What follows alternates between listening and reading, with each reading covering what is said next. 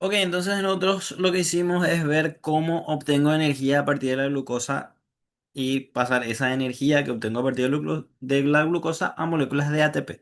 Pero la célula no puede estar dependiendo únicamente de la disponibilidad de glucosa porque la célula tiene que trabajar por más de que no haya glucosa. Entonces, tiene otras formas de obtener energía a partir de moléculas diferentes a la glucosa, como las proteínas o los ácidos grasos.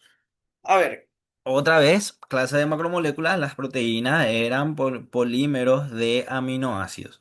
Los aminoácidos eran moléculas que tenían un grupo carboxilo y un grupo amino unidos al mismo átomo de carbono, etcétera, etcétera, etcétera. Los ácidos grasos o los glicéridos eran ácidos grasos unidos a una molécula de glicerol, ¿verdad?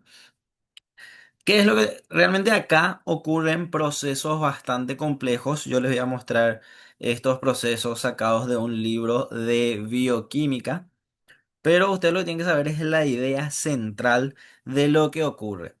Por ejemplo, vamos a hablar de las proteínas. Dijimos eran polímeros de aminoácidos. Los aminoácidos tenían grupo amino. En todo, nosotros lo que vimos aquí, todas estas moléculas, no vimos nitrógeno en ninguna de estas estructuras. Entonces yo me tengo que deshacer de ese nitrógeno y ese nitrógeno se va a eliminar en forma de amoníaco. Y ese amoníaco después va, como el amoníaco es un poco tóxico, la célula va a sintetizar moléculas de urea para poder eliminar ese amoníaco de la célula.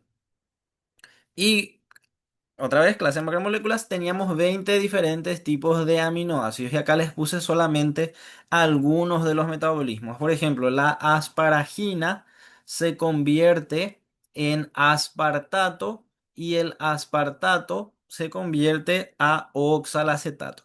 ¿Y dónde estaba el oxalacetato? El oxalacetato encontrábamos aquí y entonces mediante el metabolismo de la asparagina y el aspartato puedo continuar la respiración aerobia desde aquí para ir obteniendo por lo menos uno, 2, 3 H, un FATH más y otro ATP por fosforilación a nivel de sustrato. Y después esto voy a utilizar en la cuarta etapa, como ya habíamos visto. A ver, otro ejemplo, la alanina reacciona y se convierte en piruvato. ¿Y el piruvato dónde encontrábamos? Encontrábamos aquí. Entonces va a seguir, va a hacer este paso y va a hacer todos estos pasos otra vez. La glicina se transforma en serina y la serina en piruvato. Y nuevamente, el piruvato ya habíamos visto. La fenilalanina se transforma a tirosina. Al decir se transforma, estoy diciendo que reacciona químicamente y se forma tirosina. ¿Se entiende, no? Y después de la tirosina, forma fumarato. ¿Y el fumarato dónde podíamos encontrar? El fumarato podíamos encontrar aquí, ¿verdad? Entonces puede seguir las reacciones en este sentido. O sea, idea central, a partir de las proteínas puedo yo seguir los pasos de la respiración aerobia y entrar en una u otra parte de la respiración aerobia y lo que voy a tener como desecho es amoníaco que va a transformar en urea. Y las grasas habíamos visto que se transforman, o sea, voy a romper en los ácidos grasos y en el glicerol. El glicerol puedo transformar a gliceraldehído de fosfato y seguir las reacciones desde aquí. Y los ácidos grasos, lo que va a ocurrir es que van a sufrir una reacción que se llama beta oxidación, en el cual voy a oxidar este carbono de aquí, se va a formar el doble enlace, se va a hidratar el doble enlace y después esto se va a romper en esta parte y esta parte. Y esta parte, si ven acá, es la acetilcoenzima A. Y la acetilcoenzima A, ¿de dónde encontramos? Encontramos aquí, ¿verdad? Que va a seguir y va a entrar después al ciclo de Krebs. Y eso va a ocurrir de a cada dos carbonos. Esta es una molécula de 16 carbonos de ácidos grasos.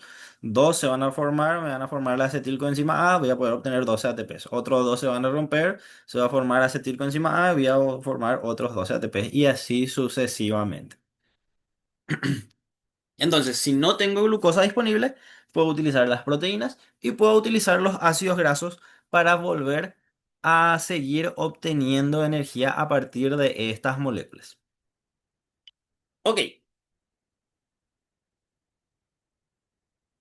¿Qué pasa?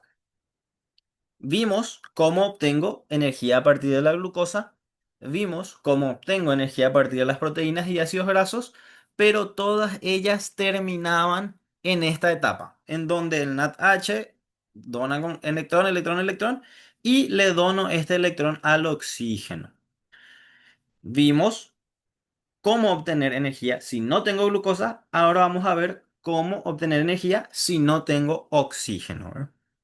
Que es la respiración anaerobia. Realmente hay muchos microorganismos que pueden vivir sin oxígeno porque no tienen ese mismo aceptor final de electrones. Si ustedes buscan la definición de respiración anaerobia, va a decir que es aquella respiración en la cual el aceptor final de electrones es una molécula o átomo diferente al oxígeno. Y el más común o uno de los ejemplos es, por ejemplo, cuando yo le doy mis electrones al un nitrato y ese nitrato se reduce a nitrito. Acá está mal escrito, este recuadro del libro tiene que decir nitrito, pero la fórmula está bien, ¿verdad? Entonces, son exactamente todos los mismos pasos, pero con la diferencia de que el electrón pasa del complejo 4 a un átomo diferente o molécula diferente que no es oxígeno. Ahora, la fermentación es un proceso que pueden realizar incluso células que sí tienen respiración anaerobia cuando no tienen acceso a oxígeno. ¿Qué es lo que va a ocurrir si mi célula no tiene acceso a oxígeno? Si mi célula no tiene acceso a oxígeno, entonces acá no tengo este oxígeno, el electrón no puede venir del complejo 4, el complejo 4 entonces mantiene ese electrón. Si el complejo 4 mantiene ese electrón, no puede recibir el electrón del complejo 3, el complejo 3 mantiene ese electrón. Si el complejo 3 mantiene ese electrón, no puede recibir electrones ni del complejo 2 ni del complejo 1, entonces los electrones se quedan en el complejo 2 y en el complejo 1 y ya no pueden recibir electrones del NADH ni del FADH. Entonces, si yo no tengo oxígeno disponible, se detiene toda esta forma de obtención de ATP. Pero la célula no puede darse el lujo sin quedarse sin ATP. Entonces, ¿qué pasa si yo no tengo oxígeno disponible? Y ahí recurren a otra vía de respiración que es la fermentación, en el cual, si no tengo oxígeno, mi NADH mantiene su electrón y se queda en forma de NADH.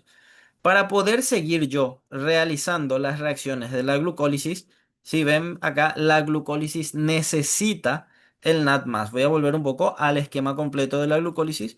Para poder yo realizar estas reacciones de la glucólisis, yo necesito tener este NAD+. Entonces, la fermentación es un mecanismo a manera de este NADH volver a oxidar hasta NAD+ y poder seguir con por lo menos las reacciones de la glucólisis y obtener por lo menos estos ATPs de acá. Entonces, ¿cómo voy a recuperar este NADH y volver a obtener NAD+? La célula lo que va a hacer es bueno, tengo dos tipos de fermentaciones, que es la fermentación alcohólica y la fermentación láctica.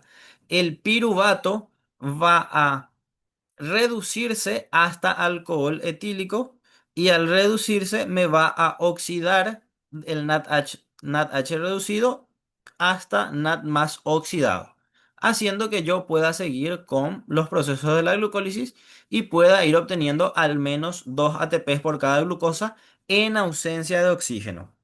La respiración, en la fermentación alcohólica, el piruvato se reduce a alcohol etílico y en la fermentación láctica, el piruvato se reduce a lactato. Y al reducirse, oxida el NAD+, el NADH hasta NAD+, y puedo seguir con la glucólisis. La fermentación alcohólica, por ejemplo, es el que utilizan las bacterias que se utilizan para fermentar el licor o incluso para fermentar el pan. Si alguna vez ustedes hicieron pan o se huele mejor realmente esto cuando hago pan dulce, el de la Navidad, que huele un poco a ese alcohol etílico. Y es en realidad porque la forma de fermentar es la levadura, le saco el oxígeno y como no tiene oxígeno, procede a realizar la fermentación alcohólica. O si ustedes buscan alguna receta de cómo hacer vino, cómo hacer alguna especie de bebida alcohólica, van a ver que en todas ellas tengo que cerrar herméticamente yo mi recipiente para que no entre oxígeno y las bacterias puedan realizar la fermentación alcohólica. O lo mismo el yogur. Si yo voy a hacer yogur, tengo que cerrar herméticamente el recipiente para que las bacterias puedan realizar la fermentación láctica. Y eso es todo con respecto a metabolismo, ¿verdad? La ingeniera agrónoma Paola Moreno les va a hablar de la fotosíntesis y yo en la última parte voy a estar hablando de la división celular.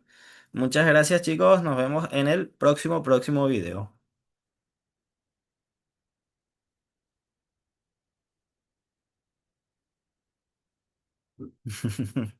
Uy.